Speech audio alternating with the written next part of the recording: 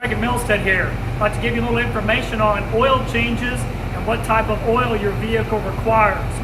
So some manufacturers require synthetic oil while others do not. And what are the pros and the cons? So essentially, a synthetic oil is designed for longer mileage. It doesn't break down under temperature, heat, and it goes longer distances. But newer cars also require thinner oil. So some of your Hondas, your Nissans, your Toyotas require an oil like a 020, okay, very thin oil.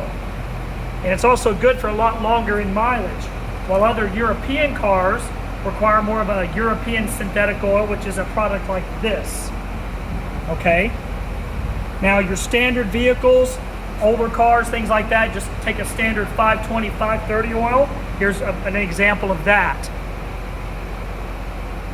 So when you go to any shop and they advise you of what oil that you are required for your vehicle, it's something you should pay attention to. It's not to get more money out of you, it's to get the right product in the car to last longer and what it requires to run the car more efficiently.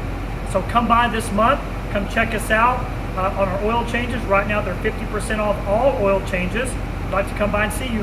Thank you.